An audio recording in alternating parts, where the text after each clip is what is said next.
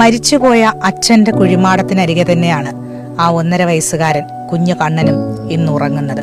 ഇന്നലെ രാത്രി ഇവിടെയാണ് കണ്ണനെ സംസ്കരിച്ചത്. കണ്ണൂസ് എന്നാണ് ആ വീട്ടുകാര് അവനെ സ്നേഹത്തോടെ കൊഞ്ചിച്ച് വിളിച്ചിരുന്നത്. ഇതിനോട് ചേർന്ന് തന്നെയുള്ളത്, അതായത് തൊട്ട് ചേർന്ന് അച്ഛനരികെ തന്നെ ആണ് കുഞ്ഞും ഉറങ്ങുന്നത്. തൊട്ട് ചേർന്നുള്ള കുഴിമാടം എന്ന് പറയുന്നത് ഈ കുഞ്ഞിന്റെ അച്ഛൻ അഖിലിന്റെയാണ്. 2 വർഷം മുമ്പ് മരിച്ചുപോയ കുഞ്ഞിന്റെ അച്ഛന്റെ കുഴിമാടമാണ് ഈ തൊട്ടടുത്ത് തന്നെ നമ്മൾ കാണുന്നത്.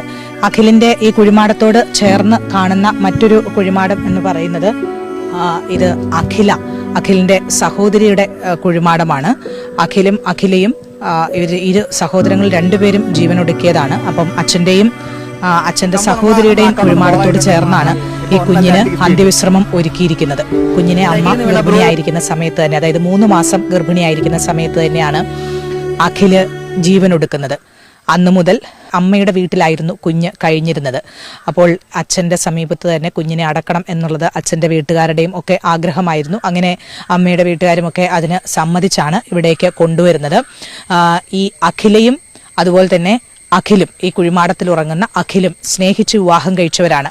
അവരുടെ സ്നേഹത്തിലുണ്ടായ കുഞ്ഞാണ് ഈ കുഞ്ഞ് കണ്ണൂസ്. പക്ഷേ ഈ കുഞ്ഞിനെ അഖില ഗർഭിണിയായിരിക്കുന്ന ആ സമയത്ത് തന്നെയാണ് അഖില് ജീവനൊടുക്കുന്നത്. അന്നു മുതൽ അതുകൊണ്ട് തന്നെ ആ കുഞ്ഞ് അച്ഛനെ കണ്ടിട്ടില്ല.